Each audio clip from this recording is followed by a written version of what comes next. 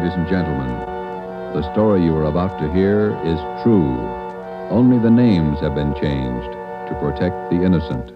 NBC brings you Dragnet.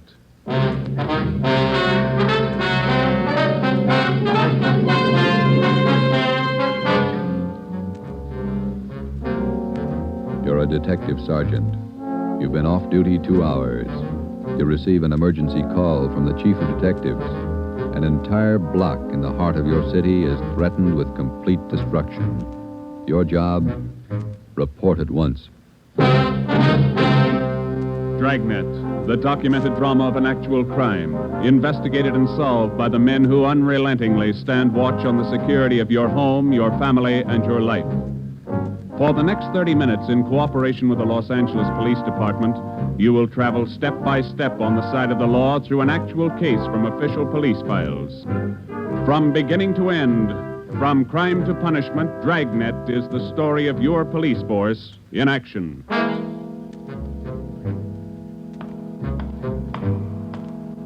It was Tuesday, November 15th. It was raining in Los Angeles. We were off duty reporting in on an emergency call. My partner's Ben Romero. The boss is Ed Backstrand, chief of detectives. My name's Friday.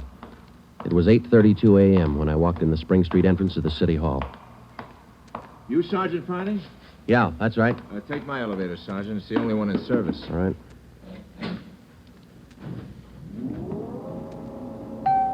I'll run you up to 16. The chief's waiting for you up there. What's the pitch? Only one elevator in service out of 10? The place looks deserted. What's going on? Nobody in the building. All the office people been sent home. Lots of trouble. Somebody declare a holiday? No joke, Sergeant. Big trouble. All right, you convinced me. What is it? Here we are. 16th floor. Over here, Friday. Hi, Joe. Hello, Ben. You made good time. Came as soon as I got the call, Ed.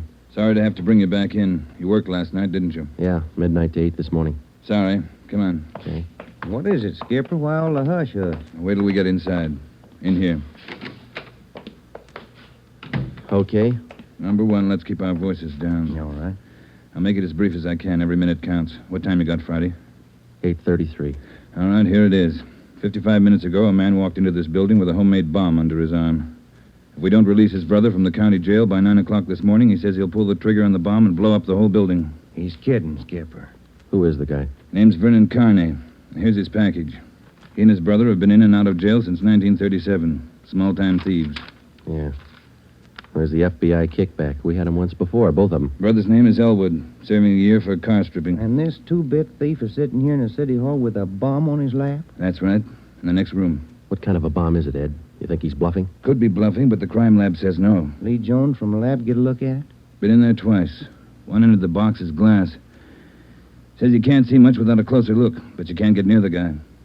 What do you want us to do? It's a volunteer job. You can take it or leave it. I won't order you to do it. How you want to handle it? You sure you want a piece of this one, Romero? No, he doesn't, Ed. He's got a family. Get me another single man. We'll give it a try. Wait a minute, Joe. What makes this job so different?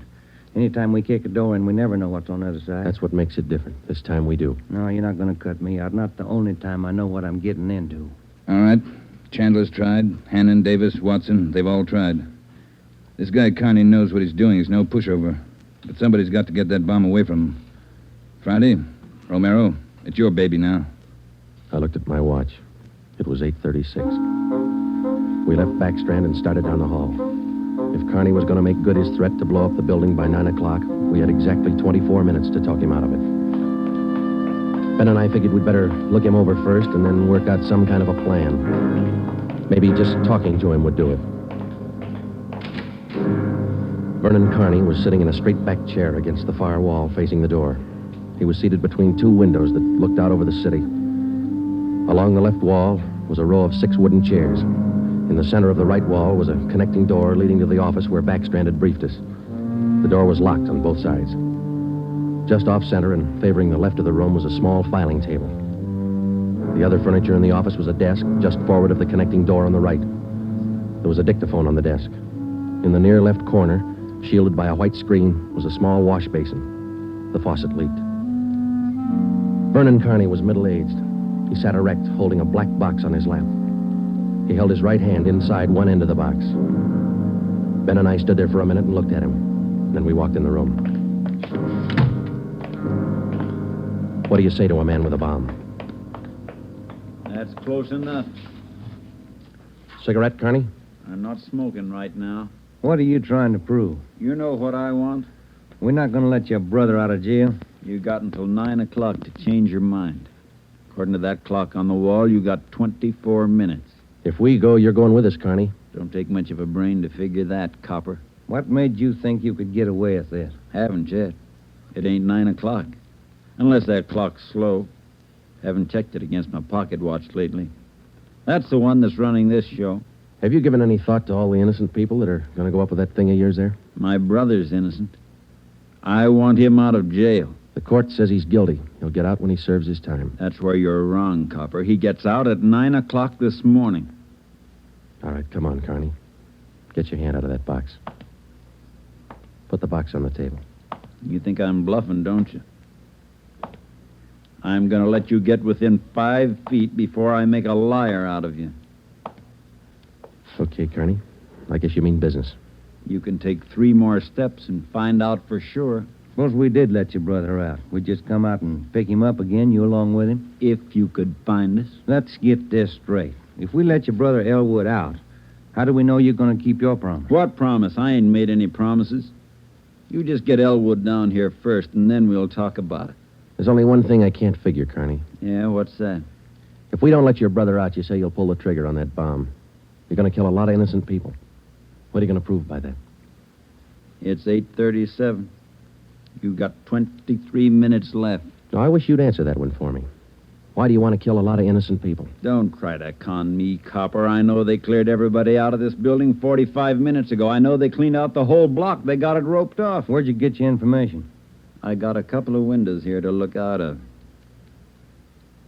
Don't you think it's about time to send somebody over to get Elwood? You know, Carney, we got a way out of this. We don't have to let your brother out neither. I've heard that before. What's to stop us from leaving the building along with the other few officers and let you sit here and touch off that bomb? Go ahead. It won't be a long wait without you. Who are you trying to kid? You'd let me blow up $10 million worth of taxpayers' money? Ah, no. You're going to let Elwood out. You'll wait till the last minute to do it, but you'll let him out.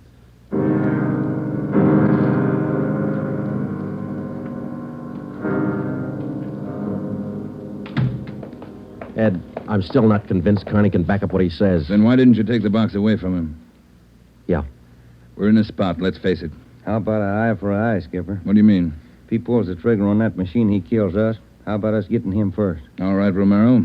How you going to handle it? Well, I'm not top man on the pistol range, but I could wing him. And then he hands the box to you? Or maybe he falls and his reflex action pulls the trigger. Okay, I don't wing him. I stop him for keeps. You just can't walk in there and shoot him down. Why not? You do the same thing with an armed criminal. Yeah, but you warn him first. I'll warn him. Yeah, and after you shoot him, you find out it's a harmless gadget. Couldn't have gone off in a million years. No, a gun's not the answer. We can't shoot him until we're positive. We'll be positive by 9 o'clock, and there might not be anybody around to shoot him. We've located Carney's apartment. There's a detail out there checking it now. Pacelli and Morris. Ed, have you got any ideas at all? Anything we could try? That's why I called you in. None of us have gotten any further than you did just now. There's just one thing I want to know for sure. Yeah, Friday. Is it or isn't it? We all want to know. Either way, we got to get that box away from him. Backstrand. Yeah. You did? Yeah. No, stay out there till I call you. All right, here's half the answer. That was Pacelli. They found 28 sticks of dynamite in Carney's apartment. We knew Carney wasn't kidding now. We could see into the bomb through that glass window in one end. It looked like dynamite inside, and there was dynamite in Carney's room. We didn't know if he had the nerve to pull the trigger. We didn't know if it would go off when he did. But with only minutes remaining, nobody wanted to take the chance. From here on in, all of us agreed that Vernon Carney sat in the next room, holding in his 2 hands a force powerful enough to destroy us all. We had to get that box away from him, and to get that box, we had to have a plan. I looked at my watch. It was 8:40. 20 minutes till 9 o'clock. How do we get it away from him? I got an idea. It might work. Let's have it. Carney's sitting against the far wall between 2 windows. They're both open. Yeah, try. All right, if we could get a man through one of those windows, we might get Carney from behind. How are you going to get him? Whoever gets through the window could slug him. What do you do then? Somebody grabs the box. The crime lab can tell us what to do with it. How do we get a man through one of those windows? We're on the 16th floor. Well, there's some kind of a ledge that runs around the building on each story. Wide enough for a man to walk on? And let's take a look. All right. Looks pretty narrow, Joe. That's a good 18 inches. Could be done. Too risky. It's raining out. That ledge is slippery. Strong wind out there, Joe. Tear a man right off the building. Yeah, I guess you're right. Well, there's still a way. How about a ladder? 16 floors, Skipper. There might be a way. The fire department would know that. I'll get Battalion Chief Erickson. Is Lee Jones in the building? No, he's over in the crime lab. I'll get him up here, too. I don't know, Friday. Maybe it'll work. It's got to, Ed. All right, now look. It's going to take a couple of minutes to set this up. We've got to know what Carney's doing every second of that time. Well, how about the dictaphone in there on the desk? Good. Get it on without him seeing you. We'll try. The dictaphone in there is connected to this one in here. This room is 1614. You got that? Yeah. All right, push down key 1614 on that machine in there and leave it down. Get the receiver off the hook and leave it off. Leave the receiver off. That's right. You know, if it isn't off the hook, we won't be able to hear a thing in here. Right. Come on, Ben. This is Backstrand. Give me Chief Erickson. Where's my brother? Still in his cell? You coppers are long on talk, but short on time. Yeah, we know. I'm telling you, for your own good, you'd better get Elwood over here. Carney, I'll bet if we get your brother on the phone here, he'll tell you he doesn't want any part of this. You mean Elwood don't want out? Since when? Sure he wants out, but not your way. He's only got a year to serve. Why don't you leave him alone? I told him I'd get him out. He didn't think I could do it. But I'm doing it. I'll make you a bet, Carney. Let us get your brother on the phone. He won't walk out of here with you. All right, get him on the pipe. Where you going? The phone's over here. Have to use the dictaphone. Got to get an okay from the chief. Elwood's still a prisoner. What's the matter with the phone? No operators. You know the building's been cleared. Oh, yeah. That's right. Almost forgot. Okay, you can use the dictaphone. This Friday, Ed. Carney wants to talk to his brother. Yeah, I know you'll have to send somebody over. Have them put the call on extension... wait a minute. What's that extension number, Ben? 2351. 2351, Ed. Right. It'll take a minute. Yeah. I'd kind of like to talk to El. Been a couple of months since I seen him. We've always been together, me and El, most of the time. Joe, let's go in and see if we can hurry that call. Good idea, boy. 16 minutes to 9. Hey, cop. Yeah. Forgot to hang up the dictaphone, didn't you? I put the receiver back on the dictaphone. Ben and I had failed to make good on the first step of the plan. When we got outside the door, we briefed Davis and Watson. They went in to sit with Carney. It would be their job to keep us posted on Carney's movements. The dictaphone was out. We went back into the office next door. Chief Sam Erickson of the fire department and Lieutenant Lee Jones from the crime lab were already there. We told Backstrand what happened. Would have been a help. We haven't got time to cry over it. Carney's wide awake, Skipper. He doesn't miss a thing. Backstrand told us the plan Friday. We can't run a ladder up from the street. Too high, Chief? Best we got is a 100-foot aerial. You figure 12 foot to the story, that'll take you up 96 feet, 8 floors. And we've got the latest equipment. What's the idea you had, Jones? Sam, can you get hold of a pump here in a hurry? Sure, we got a lot of scaling ladders, but you got nothing up there to hook 'em on. You figure on dropping down from the floor above? That's right, and I figure a pump here would do it. Sure it would. You could make it fast to the windowsill up there, but you got a 1.5 foot ledge in the way. No, what you want is a lifeline. You mean lower a man on a rope, Chief? Yeah, Romero. That's the quickest and the quietest. Could you rig it so one of my boys could do it? Sure, Ed. What's the risk? None if you work it right. We'll strap on a life belt, give the man heavy leather gloves. 2 of my men will lower him down. Pick your lightest man. What do you think, Lee? That's it. What do we do with the bomb when we get it? I figure that box Connie's holding is about a foot square. Here's what I'll do. I'll get you a bucket with a 1.5 foot mouth. It'll be full of water. Yeah? I'll have it right outside the door to that office. When you get that box, place it in the water. We'll get the bucket out of the building as fast as we can. And once we get the bomb underwater, we're in the clear. And I can't promise you that, but it's the safest way to handle it under the circumstances. All right, that's the procedure. Sam, you take care of your end. Right away. I'll get a detail to give me a hand down on the street. We'll have a car ready to take the bomb to a safe area to decommission it. Work as fast as you can. Come on, Sam. It's our baby, Joe. That's right. Which part of it you want, the rope or the bomb? You call it. Fire Chief Erickson says the lightest man on the rope. That's me, Joe. All right, I'll get the bomb out of the building. Okay, that's the routine. But carry this with you. The man that comes down on that rope has one chance to make good. You slug him and make it count because there's no second try. Yeah. And, Joe, when you grab that box, you got to get it away from Carney before he can squeeze the trigger. Then you got to get it down into the street. The elevator. You know how to operate it? Well, it's pretty simple, but I'll double-check with the operator. Better do it right now. Okay. Ed, we better get Carney's brother on the phone for him. He seemed anxious. Might be a pretty good stall. All right, Romero. That's the outside phone. Get to city jail. All right, Skipper. Get going, Friday. Okay.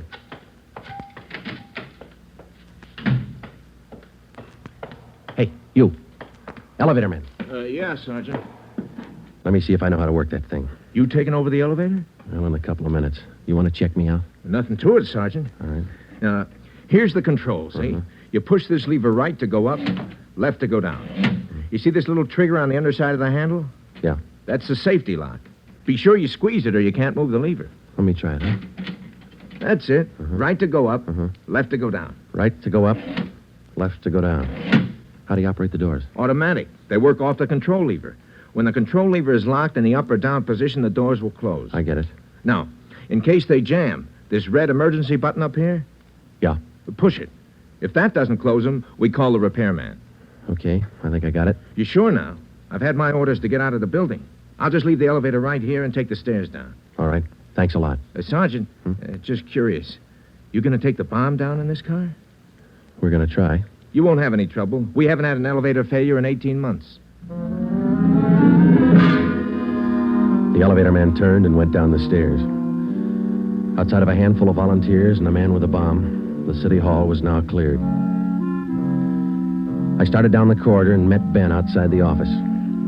He told me that Lee Jones and Chief Erickson were on their way up in the freight elevator at the rear of the building with the necessary equipment. The 2 fire department volunteers were with them. The phone call had been put through to the city jail, and in a moment, Elwood Carney would be ready at the other end of the line. We went in to tell Carney. I told him over at the jail to put the call through on extension 2351. Yeah. When's it coming through? Right now? You got Elwood with you? No. Look, Carney, we told you we'd get him on the phone for you. The call will be through in a minute. Minute's a long time, cop. You only got 12 of them left. Elwood's going to talk you out of this. Oh, sure. Sure, everybody's going to talk me out of this. First it was them other 2 cops, the little Porky guy and that other monkey. Then you and this Dixie doughhead here, and now it's Elwood. Come off it, will you, and get my brother over here. That's him. It's your brother, Connie. I'll get him. Stay put, you.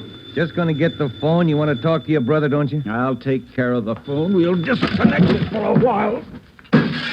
Now get it straight, copper. I'm through with your stinking rotten lying. I want Elwood here. And I want him now. Bring him here before I blow you all to pieces. What's going on? Who threw that phone out in the hall? I did. You want me to go out and pick it up? Carney, that's not going to get you anyplace. You the big boss around here? Maybe. Are you or aren't you? I answered you. All right, big boy. I've got a piece of advice for you. Take your rookie cops here and get it through their heads I mean what I say. I want my brother over here in this room. And you've got just 11 minutes to get it done. Tell him that, will you, boy? All right, Carney. It's your show.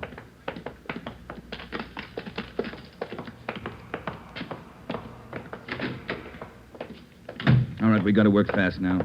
Jones, everything set for you? Got the bucket with the water right here. Car's waiting down in the street. Right. Erickson, your boys ready? Upstairs, waiting. And we all know what to do. Ed, I got to have somebody to give me a hand with Carney when he falls. I'll be in there with you, Friday. Ready to go upstairs, Chief? Anytime. Oh, one thing you ought to know. What's that? Strong wind coming up. About 20 mile an hour out there right now. That going to louse us up? No, but it's going to increase the sway. Got to allow for it. How you mean? Wind's coming from the south. We'll lower you just to the right of the window. If I figure it correctly, the wind will do the rest. Bigger risk, but we don't control the weather. How you going to do it, Ben? As soon as I get in position, I'll reach in through the window on his right. I'll use the billy. Try to catch him on the right side of his head. One good hit should put him away. Let's make it 2 and be sure, huh? Right. You ready, Chief? Now, let's go. Ben. Yeah? Nothing. I'll be careful. You too, huh? What's the time, Friday? 8:50. Shouldn't take more than a couple of minutes for Romero to get down to that window, lest the wind gives him trouble. Jones, no use you sticking around. I'll give Friday a hand. That's my job. We've got to keep you alive to decommission the bomb. Bum joke. See you downstairs.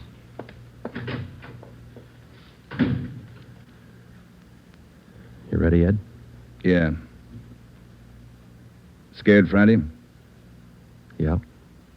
That makes us even. Come on. Ed Backstrand and I went into the next room with Vernon Carney.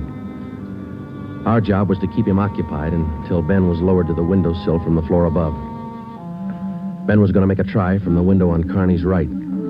Somehow, we had to keep Carney's attention on us and away from that window. If anything went wrong and Carney got out of position, the plan would fail. If Ben was spotted, the plan would fail. If Chief Erickson didn't estimate the force of the wind correctly, the plan would fail. After Ben slugged Carney, my timing had to be perfect. If it wasn't, the plan would fail. I looked at my watch. It was 8 minutes to 9. Carney, anything we can say that'll make you change your mind? I've asked you 100 times. Now I'm ordering you. You're going to get to a phone and have somebody send Elwood over here right now. I'm through waiting. Now move. You ripped out the phone, Carney. Well, find another one. I told you I'm sick of your two-bit stalling. We've got until 9 o'clock to make up our mind about this. You had until 9. But you wouldn't do what I told you. Now I'm cutting you short. You guys have got exactly 1 minute to get a phone in this room where I can hear you call the jail and have them send Elwood over here. You said 9, Carney. All right, Joe. We'll give him what he wants. Davis, unlock the connecting door to this office. I'll get the phone, Ed. Will the cord reach? Yeah. Your brother's a prisoner. He's in our custody and he's under our protection. We can't place his life in jeopardy. Why not leave it up to Al? Here's the phone, Ed. Yeah. Kenworthy, this is Backstrand. We want Elwood Carney over here at City Hall. His brother wants to see him. Explain the situation. If he wants to come, get him over here. Leave it up to him. Room 1614. You'll have to use the freight elevator. And tell him to hurry. Yeah. Tell him to hurry. That's the only smart thing you've done today. Now, why don't you go next door and figure out another angle? We'll wait for Elwood, too. You don't think I'd let you get out now, do you? We're all going to wait right here for my brother. In case he don't show up, you're going to see me pull the plug. Just sit down. Not so close. Right where you are, sit down.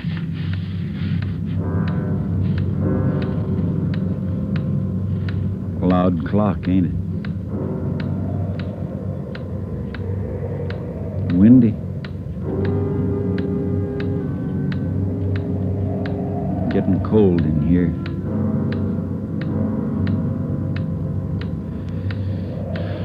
Sure a loud clock. Real windy. Maybe I ought to close the windows. Don't want to catch me a cold. I can turn on the heat. Stay put, cop. Hey, what's that? What's going on? Just the wind, Shut Carney. up! There's somebody out there. I can see his feet. You stupid cops. Pull him up! Get back there, you! Pull him up! Friday told him to pull him up. Right. Pull him up! Pull him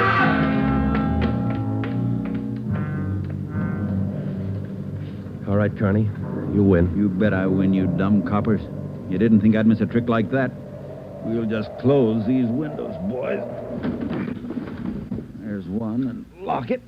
And here's... Here's your brother, Carney. Yeah. Hi, Al. Hi, Vern. You did it. I told you. I told you I'd do it, didn't I? That's far enough for the rest of you. Al, come on over here.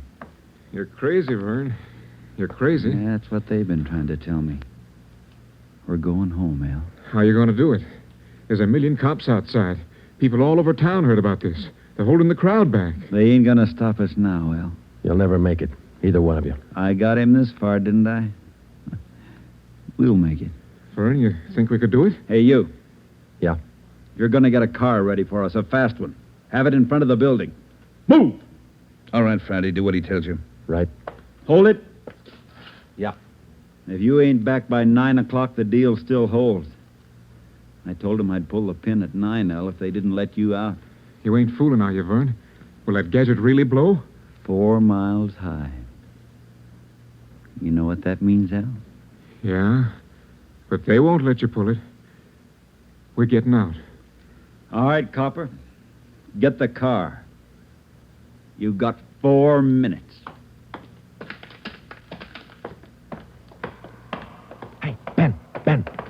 What happened? He spot me? Yeah, there's no time to explain that. Listen, we gotta work fast. Yeah. We had to bring Carney's brother over from the jail. I don't think he cares if they get out or not. He just wants to use that bomb, and for some crazy reason, he's waiting until 9. How much time we got? Let me look. Less than 4 minutes. How about the ledge? You think you can do it? Strong wind. You'll have to hang on like a fly. I don't know. I can give it a try. Okay. Same plan. Every second counts. Now, I can't brief Ed. He's in the room with the guy. It's up to you and me. I'll get on the ledge from one of these offices. I hope I make it. If you don't, we'll know you tried. Hurry. Hey, Ben, wait a minute. Yeah? I forgot. The windows. The one on his right. He locked it. You'll have to crawl around to the one on the left. You got it? Right. Okay. The car will be ready in 2 minutes. Out front. Fine. Elle and I'll just sit here and wait. Gonna be good being back together, huh, Elle? We always were real good together, Vern. Yeah, that's the way brothers ought to be together all the time. Together. Vern, I'd feel better with a gun. We don't need no gun, Elle. We got the bomb. We'll need a gun when we get out, when we get on the road. Okay. Take your pick. They all got 'em. Hey, you, give him yours. I'm not carrying a gun. I left it in the other room. A cop without a gun? Who's kidding who? I left it in the other room. Frisk the big boy, Elle. He's got one. About time for the car, ain't it? 2 minutes to 9. Yeah, this feels like it. Right on his hip. Hey, Vern, look out! Grab him, Joe. I got him. Get the box. Leave that gun alone. I got him, Ben. I gotta get his hand out of it. Run, Joe. Get it in the water. Run!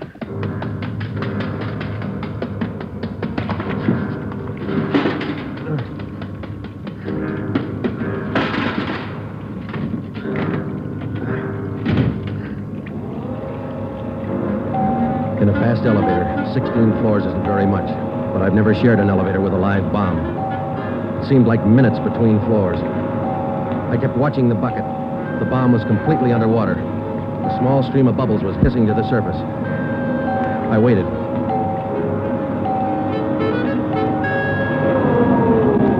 Main floor. I picked up the bucket and ran for the street. I missed the first step. I fell forward. The bucket spun out of my hand. I sprawled flat on the sidewalk. I waited for the explosion.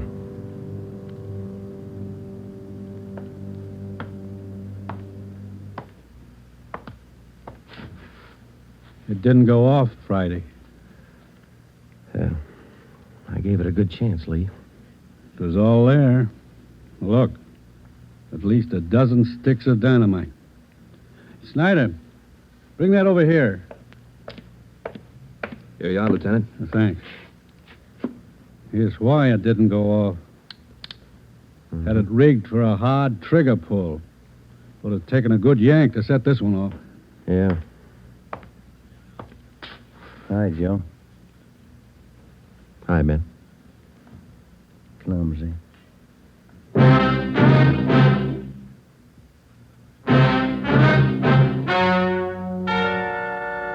The story you have just heard is true.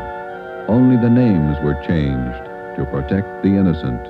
Vernon Carney was examined by 5 different psychiatrists appointed by the Superior Court and was found to be incompetent. He is now confined in the state mental institution for the criminally insane.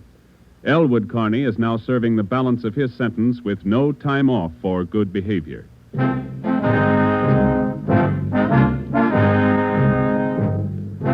You have just heard the 7th in a new series of authentic cases from official files.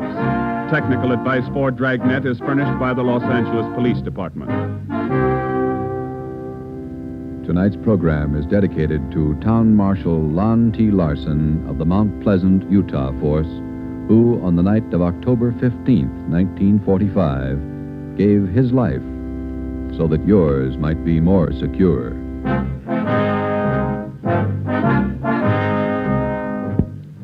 Dragnet came to you from Los Angeles. This is NBC, the national broadcasting company.